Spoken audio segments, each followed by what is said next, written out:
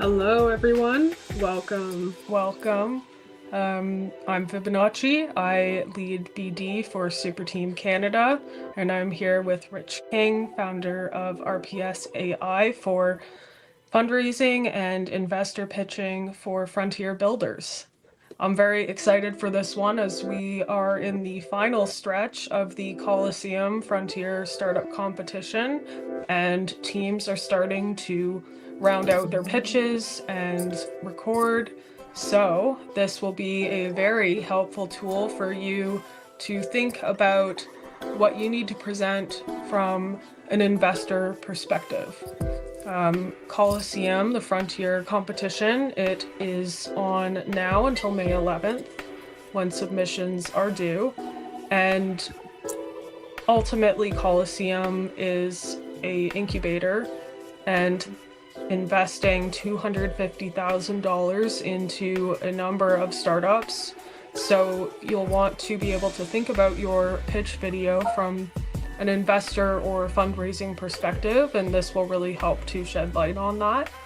And with that, Richard, thank you so much for being here. I'm really looking forward to this, and I will pass it off to you. Thanks, Fib. Hey, everybody. Good afternoon, good morning. How's everyone doing? I got my Super Team Canada Cup ready here.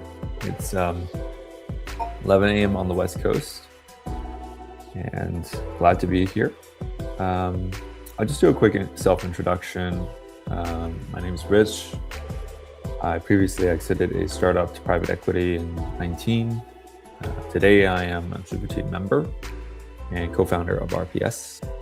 We're working on an AI liquidity engine on Solana, and we have an analytics platform for on-chain market makers that has about 2,500 users. With that, we're also building an options DeFi protocol on Solana. Before starting RPS, I loved doing hackathons and ended up winning about $100,000 in prize winnings.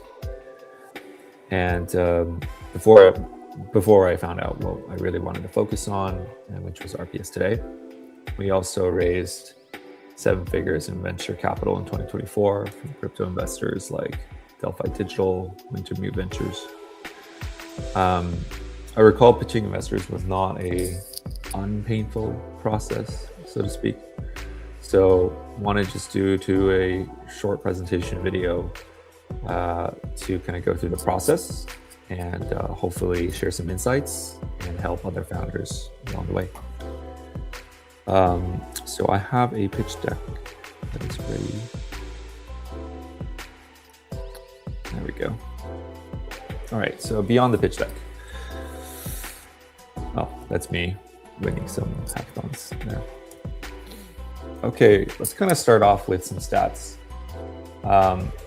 The number of rounds in Q1 of the last 3 years has changed quite a bit. As of this year, the number of deals closed have dropped remarkably, about half since last year. And this plus kind of, as everyone has been already familiar, it's like the rise of AI coding has now made kind of this initial pre-seed seed round investment pitching process slightly different, right? Essentially, the prototype or the MVP is now set to a slightly higher standard. Now, since people are going into the startup hackathon, startup competition in 2026, you'd also kind of have to adjust the judges and VC expectations, is that it's much, much faster to get to a prototype or meaningful MVP. And so that investors really want a bit more proof than just something that just can work. They want to see a little bit more traction. Now, if you wanted to get into this more, talk to your local super team people, and you can get into that a little bit more as well. I've seen a lot of pitch decks as well from friends and other founders. I've also sat on different organizations that involved an investment committee process. So, a lot of people spend a lot of time perfecting their pitch decks, but they are optimizing for the wrong thing. Right? They're putting a ton of detail in that's a little bit unnecessary, The goal of a pitch deck is to get to a first call, and the first call is to be able to make an impression. Um, so I won't go through too many pitch deck details here today. You know, you can ask Claude, ChatGPT. There's tons of videos on it. You can watch the YC videos on YouTube. But here are like the basic things. You want to win in 60 seconds. The average amount of time that investors saw my pitch deck was like more like 20 seconds. So it was even shorter. So my pitch deck back in the day might have not even been like the best, but it was able to get me to the first call. And during the first call, I was able to talk to my prospective investors and make a strong impression, right? For the first 20 seconds, you really want a problem space that's really interesting, the hook, a sentence, something that's very memorable. And then does your solution make sense, right? People have much text on their slides talking about all the different features that they're going to build and how it's going to help everything. The investors don't really care about that. They just care about the very simple, answering the very simple question. Does the solution make sense? Is the problem space interesting, right? I use the word problem space because a lot of people really focus on like problem slide, solution slide. Super Team Balkans made a pretty good video recently. Like, you don't want to demonstrate that there's a lack of something in order to prove that a problem exists. And what I mean by that is kind of like, you know, the one that they used is like, the city lacks dragons, so that's why we're bringing dragons to the city. So that's like not a good way to illustrate your problem, right? And problem space is also like, you know, some things like, you know, Polymarket, what kind of problem is it really fixing, right? Sometimes it's not just about a problem, but more so like an interesting problem space that could really work. So think about that. And finally is, why should I believe this founder? Like, why? Like, there's 1,000 people that are sending me decks. Why would I trust you and what you're saying? Why do I believe you, right? Be memorable, because if in a startup competition, judges are looking at, you know, thousands of submissions, and then they're getting it down to like 50 or 60, and then down to like 10, 20. So, you know, how do you stand out, right? Maybe it's the design, maybe it's using humor or storytelling, things like that. Now, after the pitch deck, now because this presentation is about beyond the pitch deck, I want to talk a little bit about what happens between this like weird gap where you sent the pitch deck, right? And then they're like, oh, let's meet on Tuesday, right? What do you do on Sunday, Monday? This is the very, very critical time, right? You've got your simple deck, you practiced, you know what you're saying. But before you even get to that initial call, getting into that conversation, being shared, you know, when you share the deck link, DocSend link in the chat, there are a couple of things that you need to have already done that will make that call productive.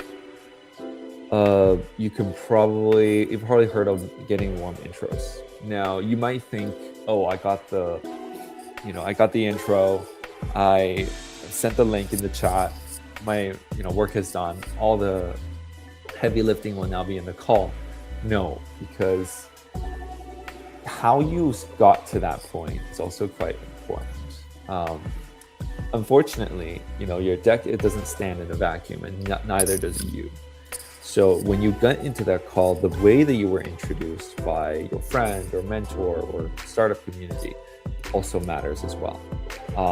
I did a whole year of networking to understand the space, talk to people that are in my field before I was able to get some of these warm introductions. And then I would also be very discretionary with introductions as well. Like, if I feel like a particular person, after asking the right leading questions and probing a little bit, understanding their background, if I felt like they weren't the right person to make this particular introduction to a VC, I won't have them do it.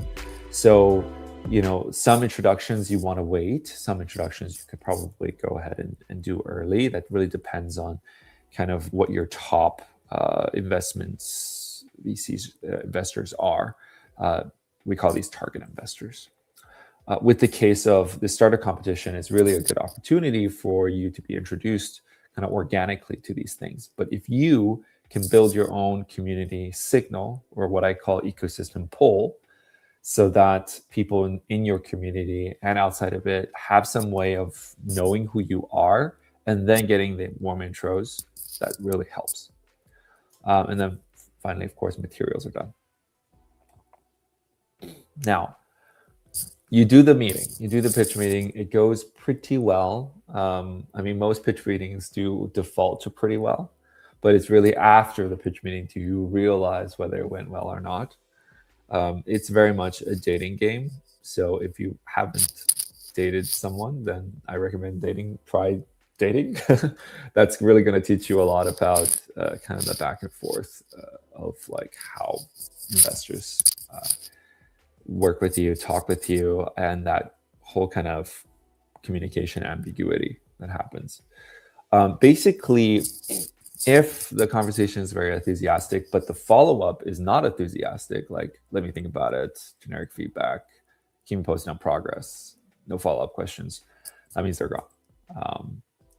Basically, and you are in this like strange kind of limbo position where you don't really want to seem too needy. There's a saying in raising VCs that VCs will give you money when you don't need it, or ask for advice, not money, and you'll get money. Ask for money and you'll get advice.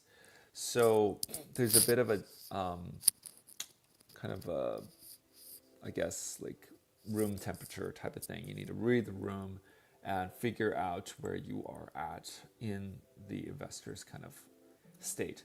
Now, let me think about it. Doesn't mean like they're gone forever. That means you're still building your ecosystem pull, right?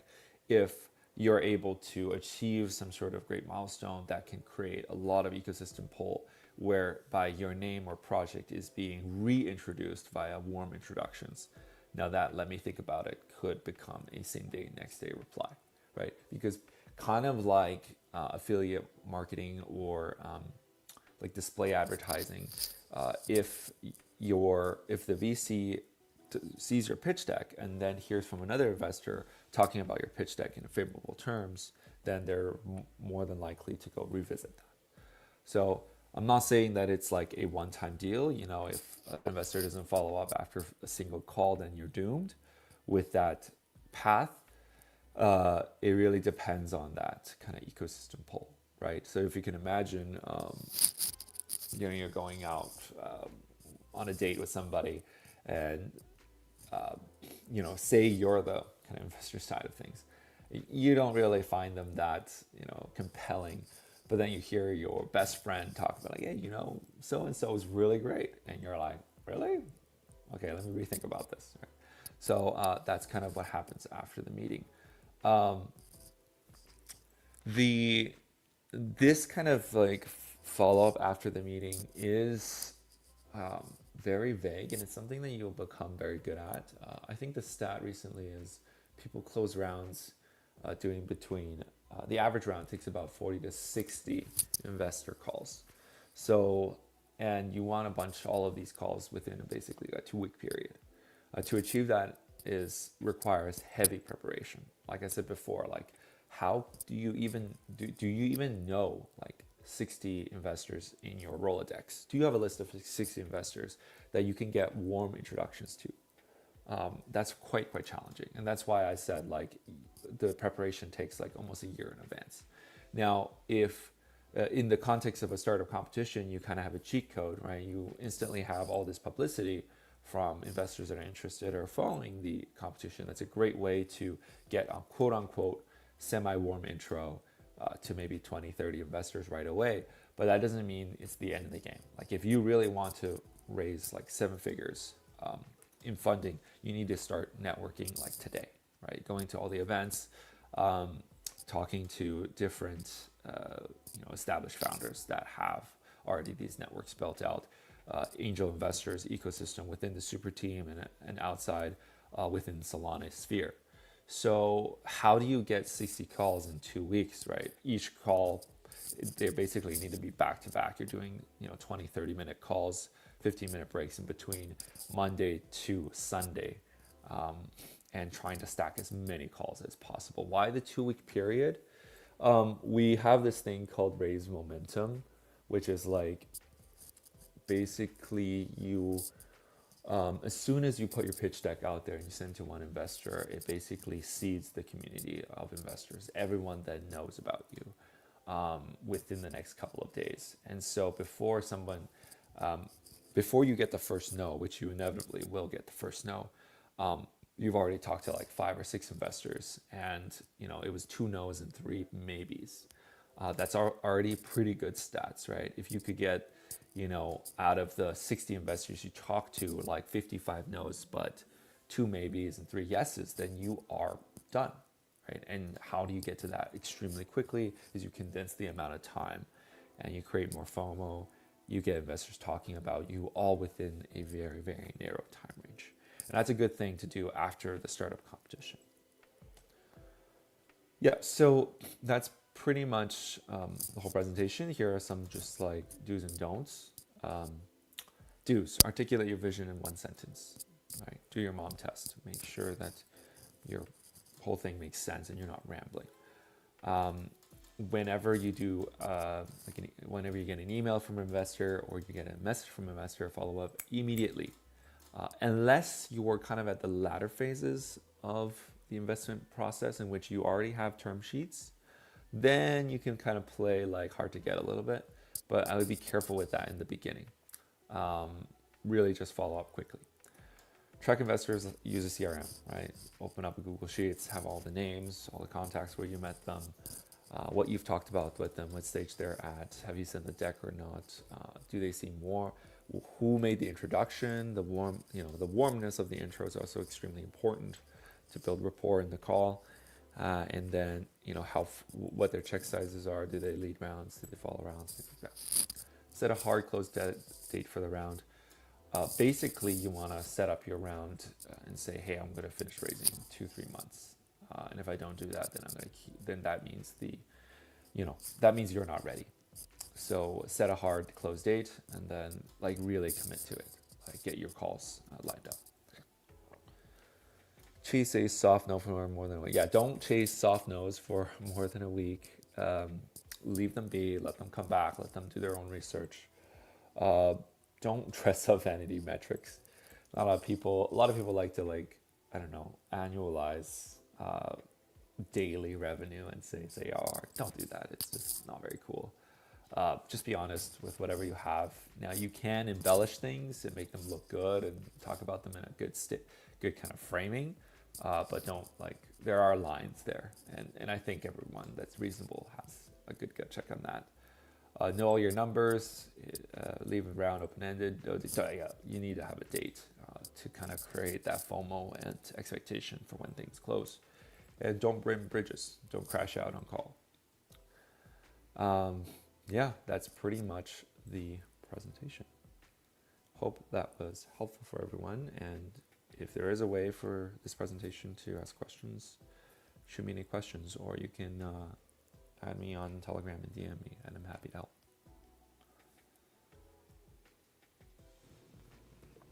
Oh, I took over the stage. I'm so sorry. Hello. Hello again. Yeah.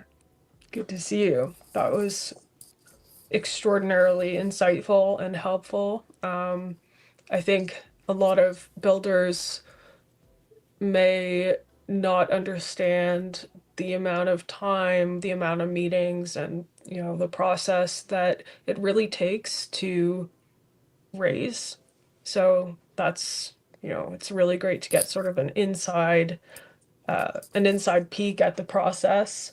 We do have the Toronto Build Station live. I'm going to ask my colleague Simon, not Super Simon, Dev Simon, if he has any questions from the audience there.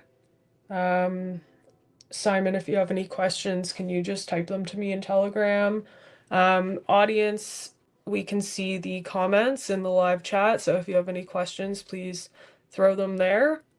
And in the meantime, before we close this out and we give this stream a bit of time to catch up to the questions, Rich, I how I is it okay if I ask you a couple of questions about your experience? Oh, shoot, yeah. What was the most difficult part of your journey before fundraising? You mean like the weeks leading up to closing the round, or you mean like in general, like It, fully before we even consider raising? yeah, in general, prior to fundraising, early stage building, what was like the biggest challenge for you as a founder? I think it's building mental commitment to your idea. Um, that might sound a little, hmm, because I've been in startups for like a decade, and for me to really get committed to an idea, I need so many evidence points. And sometimes, maybe this is like a personal thing. It's I've had so many ideas. I've created projects for them. I've seen them. Some of them succeeded. Some of them succeeded in a minor way. Most of them failed. So the bar for me to start something is extremely high. Um, and I've also found co-founders who have that similarly high expectation. Uh, that's a boon and a bane because sometimes it takes for like a first time naive founder to just go after the idea and just do it. But for me, I have a lot of hesitation because I have that experience of failure so many times that to get to that point where there's enough mental commitment to go all in on an idea requires a lot of work and commitment. And by work, I mean market research, talking to 100 potential customers and just, going nuts with the pre-preparation and having so many ideas fail in that pipeline and not make it through. Uh, that's like, I think, the hardest thing. And because if you don't believe in your idea for 120%, how can you convince others in your idea? Um, so that part was the most difficult challenge for me. Yeah, that makes sense.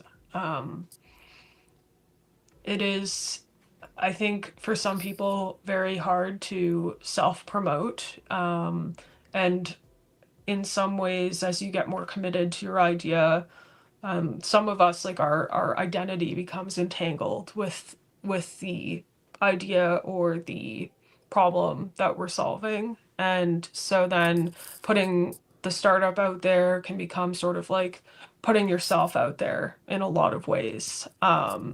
Do you have any advice for builders that maybe are so one of the things I've also found is that confidence is often used subconsciously by people as a proxy for competence. Do you have any advice? Do you have any advice for builders that are, extraordinarily intelligent and driven, but perhaps hesitant to put themselves out there and, you know, be bold in in expressing like their strengths and why they're the right team to drive it to success? Mm. Mm. That's a good question. I don't think the loudest person in the room raises the most money or is the most successful founder. And I say that because I've been in a lot of rooms with like very extraordinary people. And crypto tends to ever select for the loudest. But if you look at exits, if you look at like true, just like net worth, it's not always the loudest. Um, so I don't want to push this cookie cutter founder stereotype where you have to be posting on Twitter all day. Um, but you do have to be smart. um, I don't think competence can ever be replaced here. So, uh, let's just say maybe there's like 2 to 3 types of archetypes for successful founders.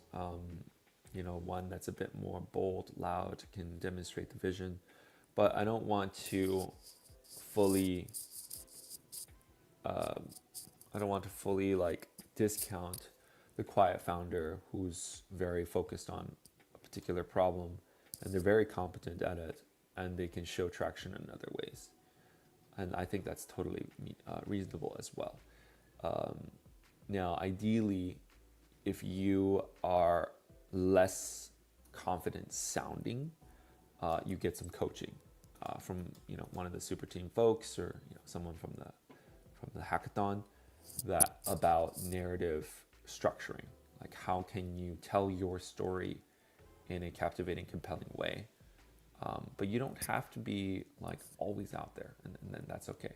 I've angel invested in founders who I felt like were a hidden gem, right? They were a diamond in the rough, where they have an idea, they don't have a good way of talking about it yet, but I could see through that.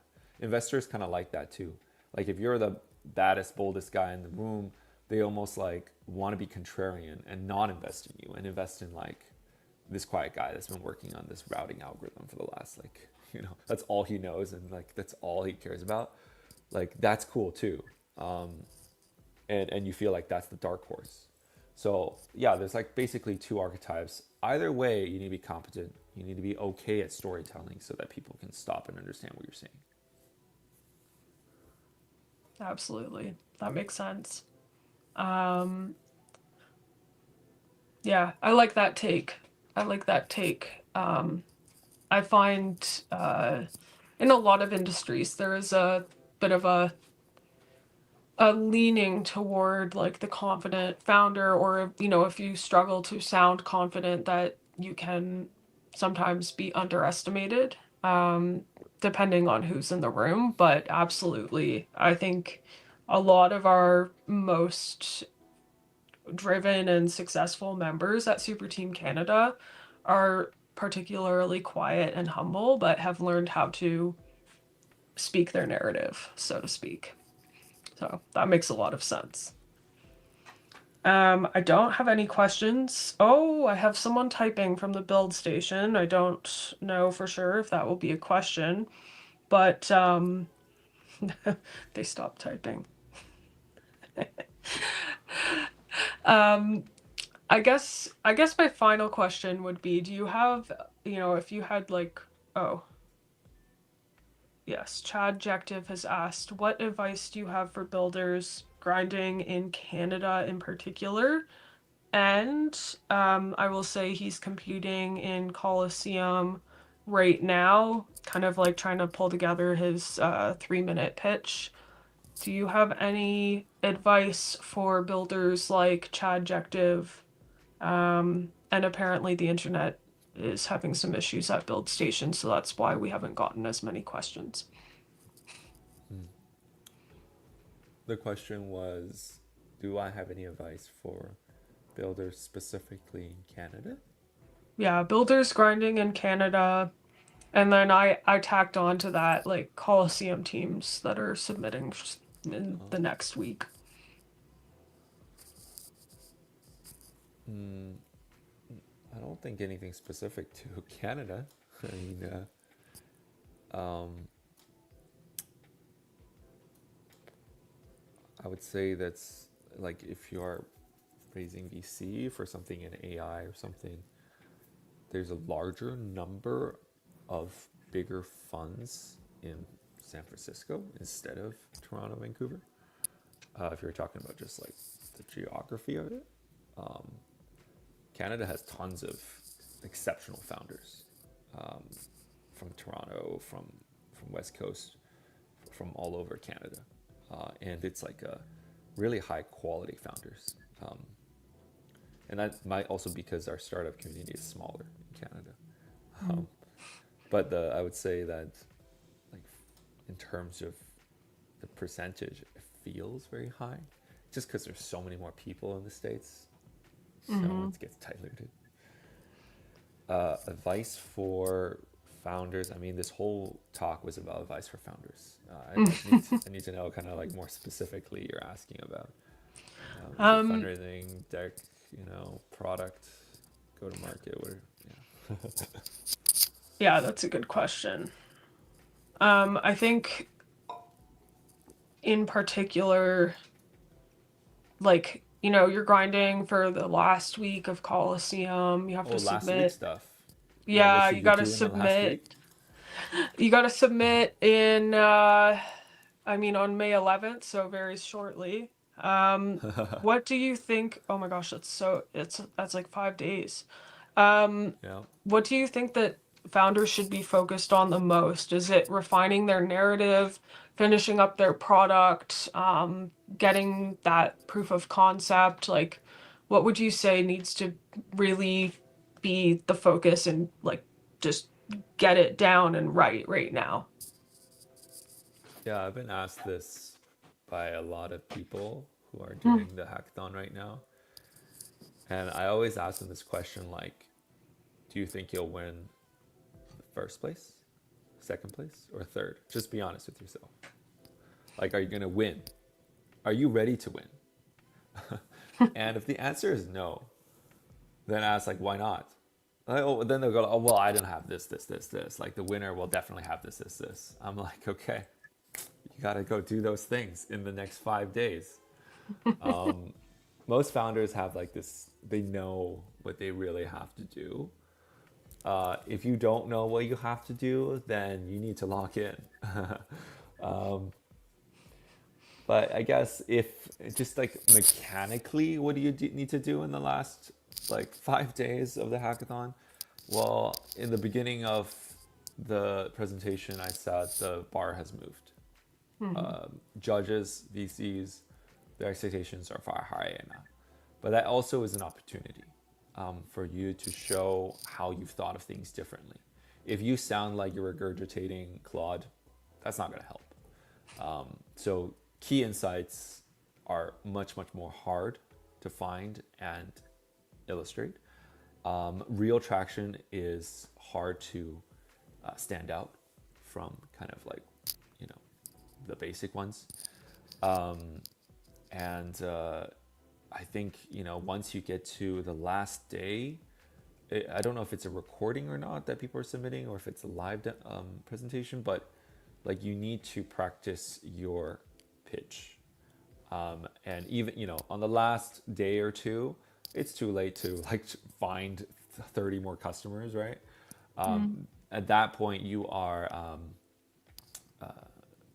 recording yourself, going through your speech, sending it to your friend who is super honest, and he'll tell you it sucks for X, Y, Z reasons, and you're gonna have to fix that.